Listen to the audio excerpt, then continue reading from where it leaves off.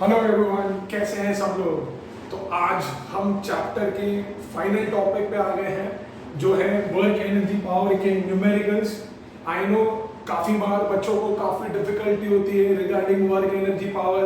उन्हें समझ ही नहीं आता that when do we use work energy theorem and when do we use conservation of energy. तो आज के इस वीडियो में हम ज़्यादा से ज़्यादा फोकस करेंगे न्यूमेरिकल्स के ऊपर और हम कोशिश करेंगे कि ज़्यादा से ज़्यादा मैं न्यूमेरिकल्स सॉल्व कर पाऊँ सो दैट वो आपको हेल्प हो सके। एट द सेम टाइम हम थोड़ा डिटेल में हर एक सम को समझने की कोशिश करेंगे, क्योंकि अगर कभी कोई और टाइप के क्वेश्चन भी पूछे जाते हैं तो हमें कोई प्रॉब्लम नहीं होनी चाहिए सम को समझने के लिए और उसको सॉल्व करने के लिए। बिकॉज अकॉर्डिंग टू मी किसी भी न्यूमेरिकल को सॉल्व करने के पहले सबसे इंपॉर्टेंट होता है उस सम को समझना कि उसके अंदर पूछा क्या है और उसको फाइंड क्या करना है। Once we know that what has been given and what needs to be found, then it becomes very simple. We just have to use the required formula or the necessary formula. We need to substitute the values and we can solve it easily. Alright? तो पहले मैंने जो board पे लिखा है आप देख सकते हो, पूरे चैप्टर के अंदर जितने भी नेसेसरी फॉर्मूलेज हैं जो तुमको पता होने चाहिए along with their abbreviations and along with their SI unit वो मैंने लिखा है। That will make your life easy. So I would recommend before we start with the numericals बच्चा लोग, I would recommend you kindly copy all this so that जब हम सम करेंगे तो along with me आप भी सम सॉल्व करिए and along with me जब भी मैं कोई सम लिख रहा हूँ बोर्ड के ऊपर तो आपको पहले ही पता हो जाना चाहिए कि कौन सा फॉर्मूला हम यूज करने वाले हैं। और अगर आपको रियल में ये न्यूमेरिकल सीखने हैं तो मैं आपसे रिक्वेस्ट करूंगा कि एंड तक इस वीडियो में बने रहिए ताकि आपको जरूर हेल्प होगी और आप सारे न्यूमेरिकल्स भी बड़े आसानी से कर सकोगे। तो प्लीज मैं आपसे रिक्वेस्ट कर रहा हूँ बच्चा लोग, मैं थोड़ा साइड में हट जाता हूँ, थोड़ा सा ये कॉपी कर लो so that we can move ahead and we can start solving the numericals. Alright, तो हम आपके साथ दो सम लेके आए हैं, तो we're gonna discuss both the sums one by one। ठीक है, आज मैं सिर्फ और सिर्फ पहला सम रीड कर रहा हूँ गाइस, तो please concentrate on the first sum. ठीक है, the sum says a force of 10 newton displaces a body by a distance of 2 meter at an angle of 60 degree to its own direction. Find the amount of work done। उन्होंने बोला है कि भाई एक force है, कितना force है, 10 newton का फोर्स है जो एक बॉडी को डिस्प्लेस कर रहा है। कितने मीटर से? 2 मीटर से डिस्प्लेस कर रहा है और फोर्स और डिस्प्लेसमेंट के बीच में जो एंगल बन रहा है वो कितना बन रहा है? 60 डिग्री का बन रहा है। तो उन्होंने बोला है कि find the amount of work done. तो भाई कितना वर्क डन होगा? If you remember my first video about the work, हमने बोला था work done is given bye F into S, but जब एंगल दिया होता है between the force and the displacement तो हमारा फॉर्मूला क्या होता है वर्क का? बोलो। It is F into S into cos theta, जहां पे cos थीटा क्या था? It was the angle between the force and the displacement. तो बच्चा लोग I am solving first one here. तो यहाँ पे गिवन क्या है बच्चा लोग? यहाँ पे गिवन है मेरा जो फोर्स है that is of 10 newton. Force है मेरा वो 10 न्यूटन का है। Displacement that is S is of 2 metre और theta that is the angle between the force and the displacement is 60 degree है। तो उन्होंने मुझे बोला है फाइंड करने को, we have to find work done that is W, है ना। तो अब मैं सॉल्व कैसे करूंगा? We know the formula, right? We know the formula that भैया W is equal to F into S into cos theta, correct है। तो यहाँ पे फोर्स दिया हुआ है 10 न्यूटन का, डिस्प्लेसमेंट दिया है 2 एंड cos 60 बिकॉज थीटा का वैल्यू दिया है 60। You need to go back to 9th standard and you need to know कि भैया cos का वैल्यू कितना होगा 60 डिग्री पे। तो cos का वैल्यू जो 60 डिग्री पे होगा that would B 1/2, that would B 1/2। 2 से 2 कटा तो बचा क्या? 10। तो वर्क का यूनिट था जूल्स, मैंने बताया था अभी। तो वर्क डन जो था, वर्क डन जो है that would be 10 joules, that would be 10 joules. बड़ा बेसिक सम है, मैंने डेलिबरेटली ये क्वेश्चन कराया है, थोड़ा सा बेसिक सम क्लियर कर रहे हैं ताकि थोड़ा सा हमारे में कॉन्फिडेंस आए। बड़ा बेसिक सम था, एवरीथिंग वाज गिवन, फोर्स दिया था, डिस्प्लेसमेंट दिया था, एंगल दिया था। हमने कुछ नहीं किया, सिर्फ फॉर्मूला लगाया, वैल्यू सब्स्टिट्यूट किया and then we got the answer. Clear है? क्लियर है? I hope it is clear, I hope it is clear. Now since it is clear, so will go to next sum now which I have already written, मैंने already लिख दिया है दूसरा sum भी, ठीक है। Now let's read this sum बच्चों। Some states that calculate the power of an engine, calculate the power of an engine required to lift 10 raised to 5 kg of coal per hour from a mine which is 360 meter deep। मतलब उनको चाहिए कि एक engine है जो क्या कर रही है, जो कोल को उठा रही है, ठीक है। कितना कोल को उठा रही है? 10 raise to 5 kg, 10 raise to 5 kg का कोल 1 घंटे में वो उठा रही है। तो उन्होंने पूछा है कि भैया उस इंजन का पावर कितना होगा और जिस माइन से वो उठा रही है वो कितना डीप है, दैट इज 360 मीटर डीप।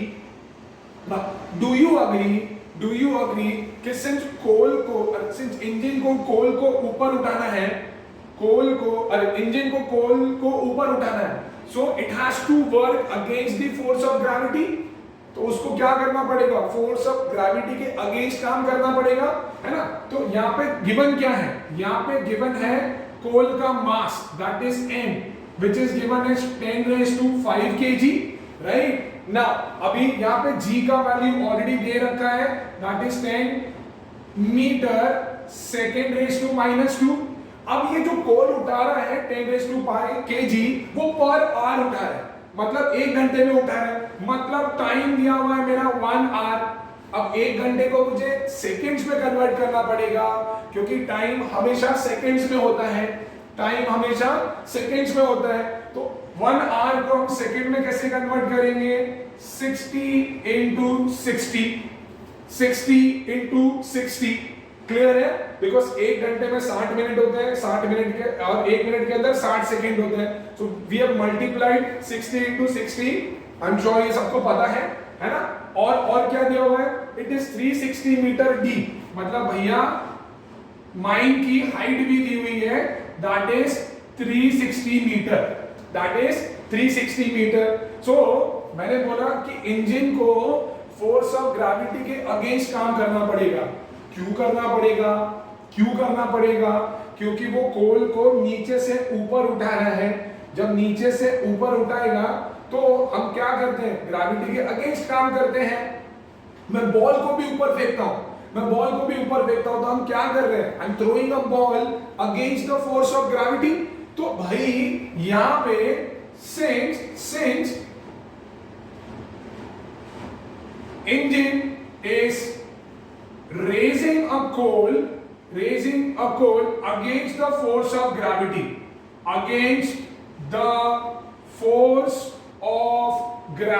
चलो against the force of gravity। so do you agree? मेरे को पहले फोर्स निकालना पड़ेगा, and since this force is the force of gravity, तो फोर्स ऑफ ग्रेविटी का फॉर्मूला होता है m into g। Force of gravity का फॉर्मूला होता है m into g। समझ में आ रहा है? समझा ना मैंने f का वैल्यू m into g क्यों लिखा? Because force of gravity question के अंदर है। भाई मास दिया हुआ है 10 to the power 5, ग्रेविटी दी हुई है 10, सो 10 to the power 5 and 10, ये होगा 10 to the power 6 न्यूटन, ये होगा 10 to the power 6 न्यूटन। क्लियर है? नाउ अब उन्होंने पावर पूछा है। We know that power is work upon time, और यहाँ पे वर्क क्या होगा? वर्क होगा फोर्स इनटू डिस्प्लेसमेंट, पर यहाँ पे डिस्प्लेसमेंट मेरा क्या है? h है अपॉन टाइम, है ना। तो मैंने फोर्स को निकाल दिया भैया, which is 10 to the power 6। मेरी हाइट मुझे मिल गई है, दैट इज 360 टाइम मुझे पता है 60 इंटू 60, क्लियर है ना। अभी ये 0 से ये 0 कटा, 6 1 जा 6 6 जा 6 1 जा 6 10 जा, ठीक है। अब बचा क्या, 10 to the power 6 divided by 10, तो भाई ये 10 से एक पावर गया, तो मेरे को पावर का आंसर आया है 10 to the power 5 watt, 10 to the power 5 watt. मतलब वो जो इंजन जो कोल को रेस कर रहा है उसके अंदर कितना पावर जनरेट होगा, 10 टू दी पावर 5 वॉट का। क्लियर है, समझा हमने क्या किया, पक्का है ना। सिंस मैंने वापस दोहरा रहा हूं मैं, क्योंकि यहाँ पे जो इंजन था वो कोल को लिफ्ट कर रहा था, और हम कभी भी किसी चीज को लिफ्ट करते हैं तो हम फोर्स ऑफ ग्रेविटी के अगेंस्ट वर्क करते हैं, तो इसलिए पहले मैंने फोर्स ऑफ ग्रेविटी निकाला। फिर तो बड़ा सिंपल था, पावर पूछा था, पावर का मैंने फॉर्मूला लगाया वर्क अपॉन टाइम, वर्क का फॉर्मूला लगाया फोर्स इनटू डिस्प्लेसमेंट। यहाँ पे डिस्प्लेसमेंट मतलब मेरी हाइट थी, कोल की डेप्थ, माइन की डेप्थ, दैट वाज 360। फिर हमने सॉल्व किया और आंसर आया 10 to the power 5 watt. Clear है, थोड़ा भी आइडिया आ रहा है? इफ यस तो हम नेक्स्ट सम पे जाएंगे, तब तक आप ये कॉपी कर सकते हैं प्लीज। ऑलराइट, तो अभी हम और दो सम लेके आए हैं, बट पहले हम सम नंबर 3 पे फोकस करेंगे बच्चा लोग। So do not try to read question number 4 for now, अभी के लिए रीड मत करिए। Let's focus on question number 3, then will move on to question number 4, ठीक है। सो मैं रीड कर रहा हूं तुम्हारे लिए क्वेश्चन नंबर 3, आई होप ये विजिबल है। Some states a man exerts a force of 200 Newton.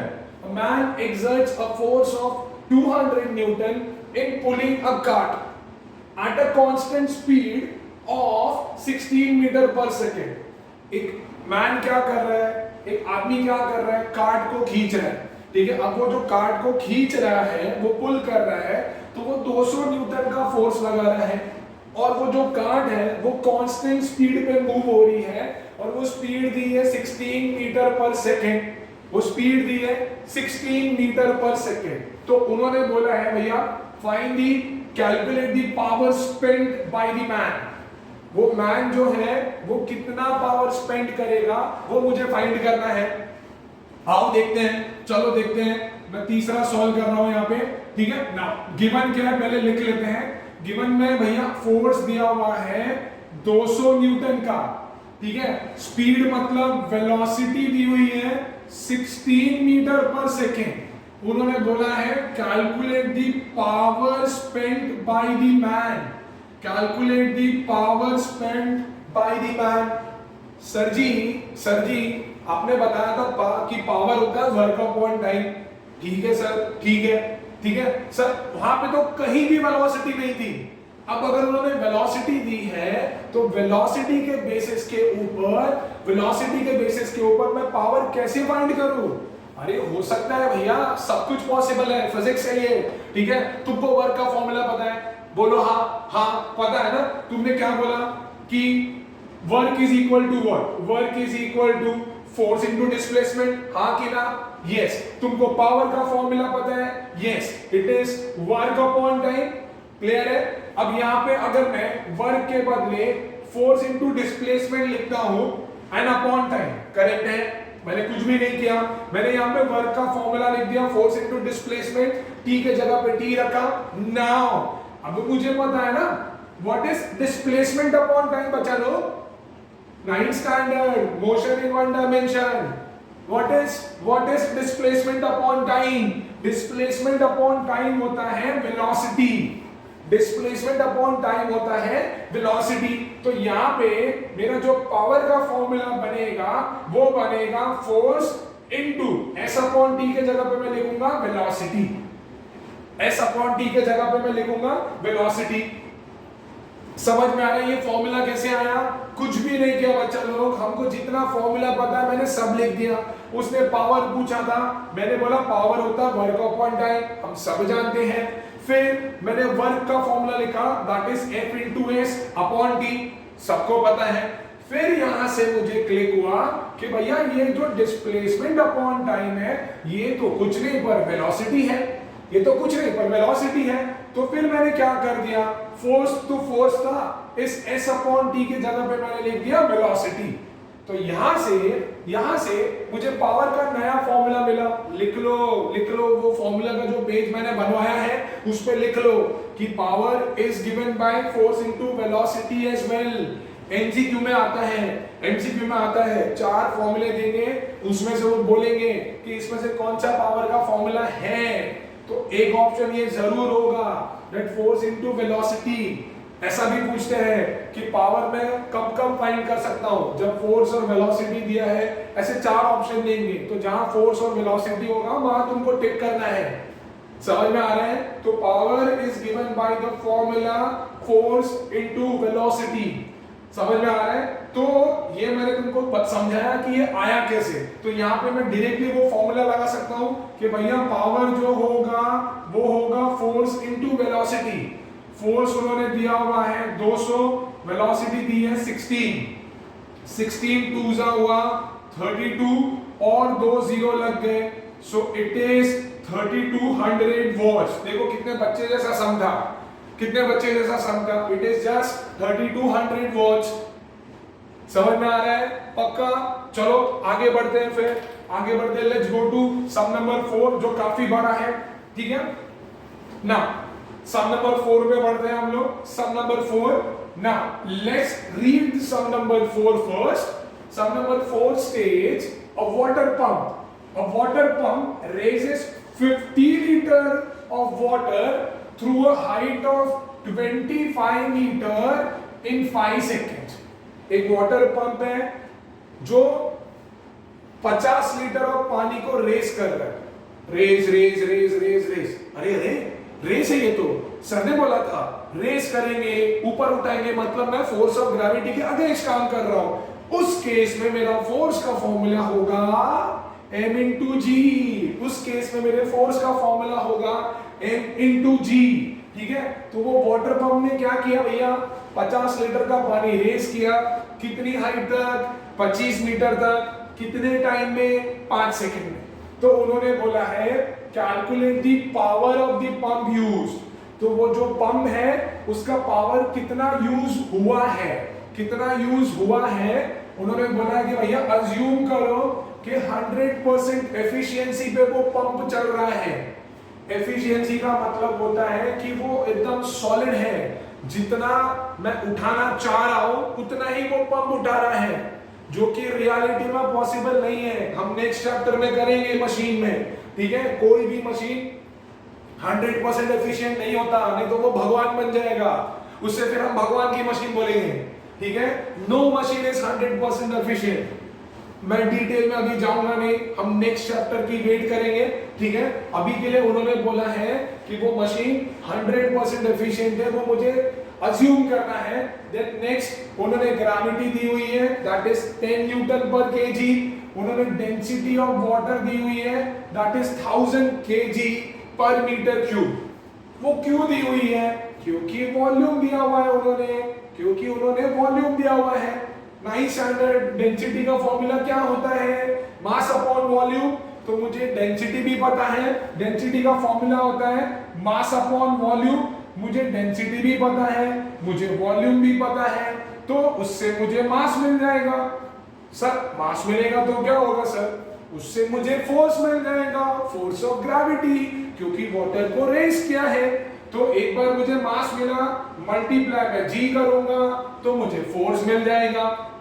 Force मिल गया तो भैया S तो पता है 25 मीटर, टाइम भी पता है, तो फिर तो मेरे को पावर भी मिल जाएगा सर। समझ में आ रहा है? तो देखो पहले जो गिवन है पहले हम वो लिख लेते हैं बेटा। गिवन में क्या दिया हुआ है? गिवन में दिया हुआ है वॉल्यूम दिया हुआ है 50 लीटर। भैया बड़ी नाइंसाफी है। वॉल्यूम जो होता है वो मीटर क्यूब में होता है, हमको सबको पता है। ये तो लीटर में दिया है, कोई ना मीटर में कन्वर्ट कर दो। हमको पता है कि 1 मीटर क्यूब के अंदर 1000 लीटर होते हैं। 1 मीटर क्यूब के अंदर 1000 लीटर होते हैं। तो 50 लीटर के अंदर कितने मीटर क्यूब होंगे, उसके लिए मुझे उसको 1000 से डिवाइड करना होगा। तो यहाँ पे मेरा वॉल्यूम बनेगा 50 divided by 1000 metre cube, 50 divided by 1000 metre cube. तो वॉल्यूम को मैंने मीटर क्यूब में कर दिया। अगर 1 मीटर क्यूब के अंदर 1000 लीटर है तो यहां से 1 litre will be 1/1000 metre cube. तो मतलब अगर मुझे किसी भी लीटर को मीटर क्यूब में कन्वर्ट करना है सो विल मल्टीप्लाई बाय 1/1000। समझा? वही तो किया मैंने, वही तो किया। 50 था, उसको मल्टीप्लाई बाय 1/1000 किया तो मुझे मिला 50/1000 मीटर क्यूब। क्लियर है ना? और क्या दिया हुआ है? उन्होंने डिस्प्लेसमेंट दी हुई है 25 मीटर की, उन्होंने टाइम दिया हुआ है 5 सेकेंड का, उन्होंने बोला है भैया फाइंड करो पावर, फाइंड करो पावर। ठीक है भैया, कर लेंगे भैया, ठीक है ना। अभी अगर पावर फाइंड करना है, पहले सिंस उन्होंने डेंसिटी दी हुई है तो मैं डेंसिटी का फॉर्मूला लगाऊंगा, that is mass upon volume. यहां से मुझे मास फाइंड करना है तो कहना है इसमें mass is equal to density into volume, है ना। अब डेंसिटी कितनी दी हुई है वाटर की? डेंसिटी दी हुई है 1000। वॉल्यूम कितना है अपने पास? It is 50/1000। 1000 से 1000 कटा तो मास आ गया है मेरे को 50 केजी। मास आ गया है मेरे को 50 केजी। क्लियर है? तो मास तो मुझे मिल गया भैया 50 किलो। ठीक है, मास मुझे मिल गया है। Now let's find the power. Let's find the power. Power का फॉर्मूला होता है, पावर का फॉर्मूला होता है वर्क अपॉन टाइम, होता है, बराबर है। बट वर्क का फॉर्मूला होता है force into displacement upon time. But यहां पे हम जो फोर्स लगा रहे हैं वो कौन सा फोर्स है?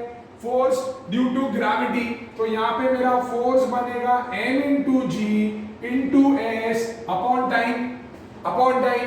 क्लियर है? अब सबकी वैल्यू पता है, कुछ भी नहीं करना, सबकी वैल्यू पता है, सब्स्टिट्यूट करो और सॉल्व करो।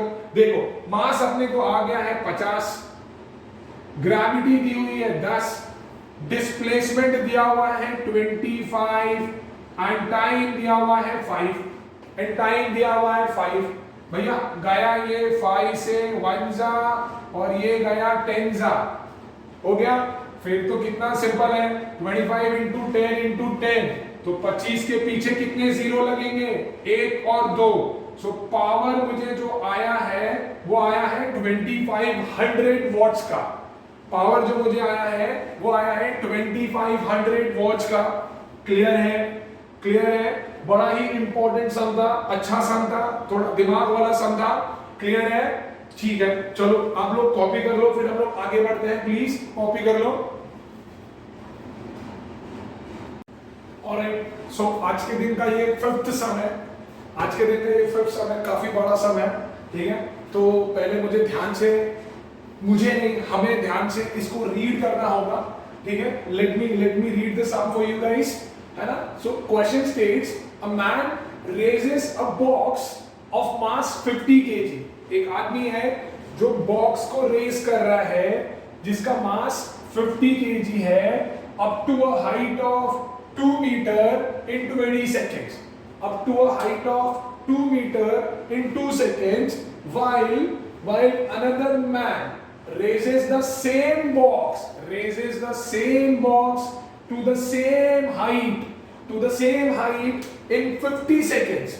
In 50 seconds, so we have to compare the work done by them and the power developed by them. पहले तो मुझे कंपेयर करना है उनका वर्क डन, फिर उनका पावर भी मुझे कंपेयर करना है। बच्चों लोग यहाँ पे कंपेयर का मतलब होता है मुझे उसका रेशियो निकालना है। क्या निकालना है? रेशियो निकालना है। दूसरा उन्होंने फिर बोला है कि calculate the work done and the power developed by each man. ठीक है, हर एक जो दो आदमी हैं उन्होंने कितना वर्क डन किया और उन्होंने कितना पावर डेवलप किया उसका मुझे इंडिविजुअली निकालना है। और जी का वैल्यू दिया हुआ है 10 न्यूटन पर केजी। वो तो भाई सिंपल था, क्योंकि रेस किया है तो फोर्स ऑफ ग्रेविटी होगा। मैं कब से बकवास कर रहा हूँ, है ना? रेस किया है तो फोर्स ऑफ ग्रेविटी लगेगा ही लगेगा, तो कंपेयर करना है। But did you notice one thing कि since there are two men, both the men are raising the same box to the same height. Both the men are raising the same box to the same height. तो can we say कि work done by them will be same? दोनों same ही काम करेंगे भैया। अरे अगर मुझे उन्होंने एक काम दिया और वो काम को मैंने खत्म किया, ऑल दो मैंने उसके लिए 2 घंटे लगाए, वही काम मेरे बाजू में कोई दूसरा बंदा था उसको दिया, उसने वो काम 30 मिनट्स में खत्म कर दिया। बट डू यू अग्री कि दोनों केस में work has been completed?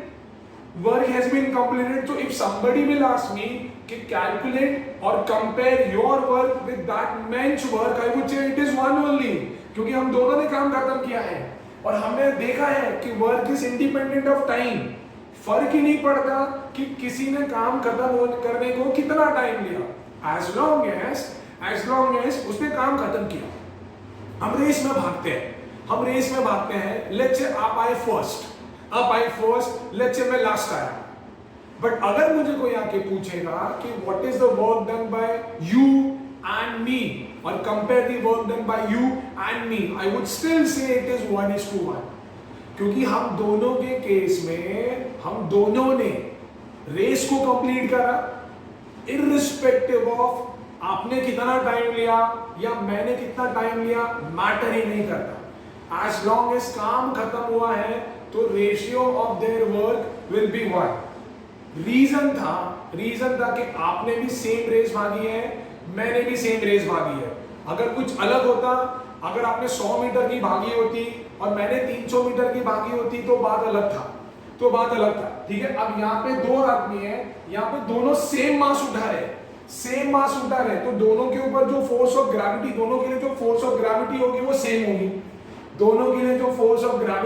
Same होगी, that is m into g, और वो सेम डिस्टेंस तक उठा रहे हैं। सेम डिस्टेंस मतलब सेम अमाउंट से डिस्प्लेस कर रहे हैं, दैट इज 2 मीटर। सिर्फ दोनों आदमियों के केस में मास जो रेस किया है वो सेम है, दोनों आदमियों के केस में उनका जो डिस्प्लेसमेंट है वो सेम है, तो work done by them will be same. तो अगर मुझे सॉल्व करना है, ठीक है, तो मैं यहाँ पे लिखूंगा since both men are raising the same mass of load to a same height, ठीक है। So therefore work done by them will be same, so therefore ratio of their work will be 1:1,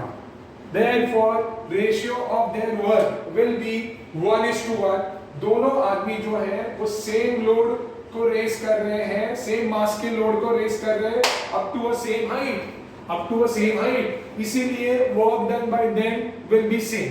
Since work done by them will be same, तो उनके work का जो ratio होगा that would be 1:1। अब भैया power जो है, मैं अज्यूम कर रहा हूं कि पहले आदमी का पावर P1 है, दूसरे आदमी का पावर P2 है, तो उन्होंने बोला है this was the first one, ठीक है। अब उन्होंने बोला है कंपेयर देयर पावर, तो मैं बोलूंगा भैया P1 upon P2, पावर का फॉर्मूला होता है वर्क अपॉन टाइम, तो P1 would be work upon T1, W upon T1, and this would be W upon T2। Sir दोनों केस में आपने W ही क्यों रखा, W1 W2 क्यों नहीं रखा? क्योंकि भैया दोनों ने काम तो सेम करा, सिर्फ दोनों ने काम सेम करा तो मैंने W उसको रखा। पहले आदमी ने टाइम लिया 20 सेकेंड, उसको मैंने बोल दिया भाई वो T1 है। दूसरे आदमी ने टाइम लिया 50 सेकेंड, उसको मैंने बोल दिया भाई T2 है। तो मैंने पावर 1 का फॉर्मूला बनाया W/T1, पावर 2 का फॉर्मूला बनाया W/T2, फ्रैक्शन अपॉन फ्रैक्शन है बच्चा लोग, ठीक है। तो नीचे वाला फ्रैक्शन उल्टा हो जाएगा लाइक दिस, W कट हो जाएगा, तो बचा T2/T1। T2 का वैल्यू कितना था 50 सेकेंड, T1 का वैल्यू था 20 सेकेंड, 0 0 कट गया भैया, आंसर आया 5/2, आंसर आया 5/2, ठीक है। तो हमारा पावर का रेशियो क्या आया, देयरफॉर पावर का रेशियो आया P1:P2 इज गिवन बाय 5:2। तो मैंने उनका वर्क भी कंपेयर कर दिया, मैंने उनका पावर भी कंपेयर कर दिया। उनका जो वर्क का रेशियो है दैट इज 1:1, उनका जो पावर का रेशियो है that is 5:2, that is 5:2। now we're going to calculate the work done by them। अब हम कैलकुलेट करेंगे इंडिविजुअली कि वो काम कितना कर रहे हैं, ठीक है। तो मैं क्वेश्चन बी के बारे में बात कर रहा हूं, बी के फर्स्ट के बारे में बात कर रहा हूं। मास उन्होंने दे रखा था, मास उन्होंने दे रखा था 50 केजी, ग्रेविटी उन्होंने दे रखी थी 10 न्यूटन पर केजी, और डिस्प्लेसमेंट उन्होंने दे रखा था, डिस्प्लेसमेंट उन्होंने दे रखा था 2 मीटर। सो आई से work done by both men, मैं दोनों का साथ में ही निकाल रहा हूं, क्यों, क्योंकि दोनों ने सेम ही तो काम किया है। So that is force into displacement, but यहाँ पे फोर्स जो है मेरा फोर्स ड्यू टू ग्रेविटी है, तो m into g into S. मास मेरा दिया हुआ है 50, ग्रेविटी है 10 और ये है 2, तो 52 is 100, 100 into 10, so that is 1000 joules, that is 1000 joules। तो work done by both men, दोनों आदमी लोग काम कितना करेंगे भैया, 1000 जूल्स का काम करेंगे, करेक्ट। अब हम कंपेयर, अब निकालते हैं हम कि पावर कितना होगा। So I would say power developed by man 1, जो पहला आदमी है वो कितना पावर डेवलप करेगा। पावर का फॉर्मूला होता है वर्क अपॉन टाइम, वर्क अपने को आ गया है 1000, पहले आदमी ने टाइम लिया था 20 सेकेंड, 0 0 कटा, ये हो गया 50 वॉट, ये हो गया 50 वॉट।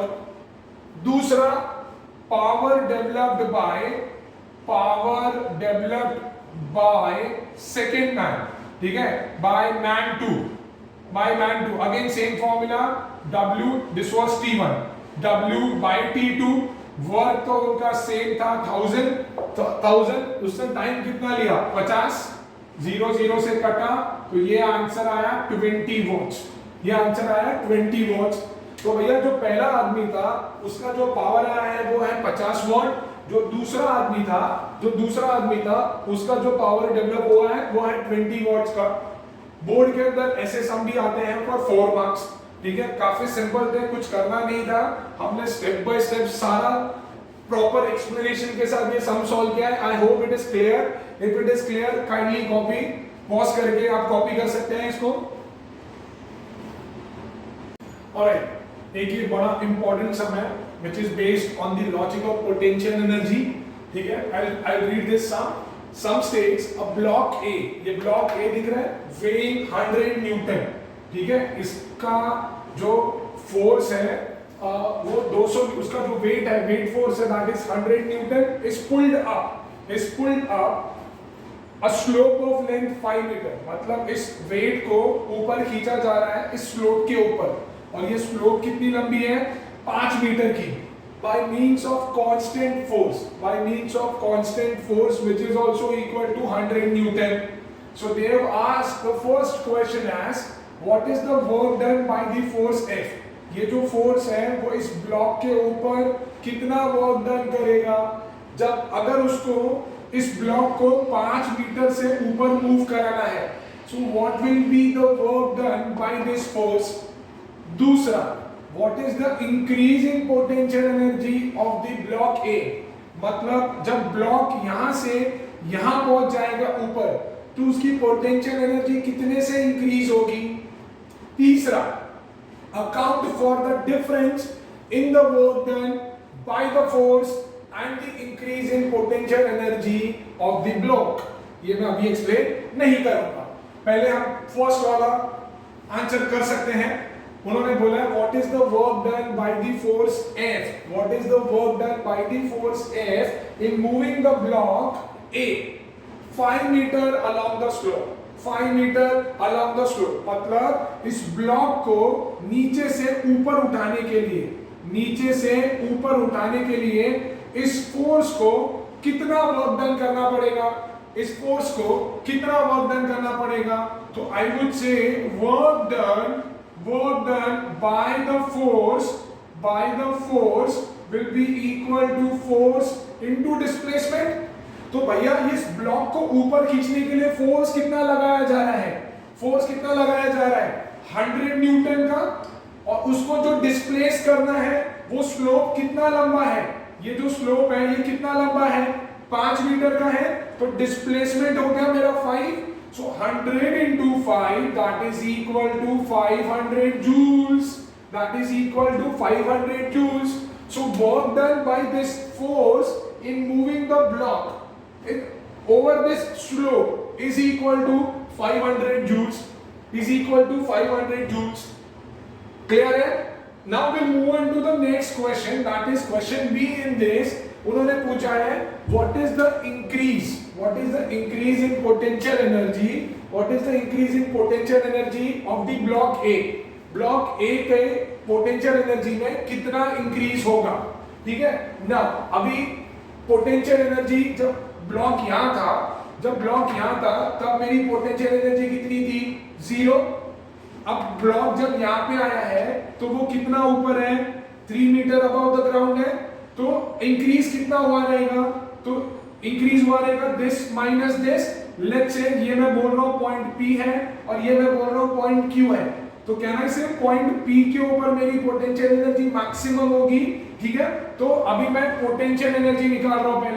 पहले मैं बोल रहा हूँ potential energy at point Q that will be 0, क्योंकि वो तो ग्राउंड पे ही है।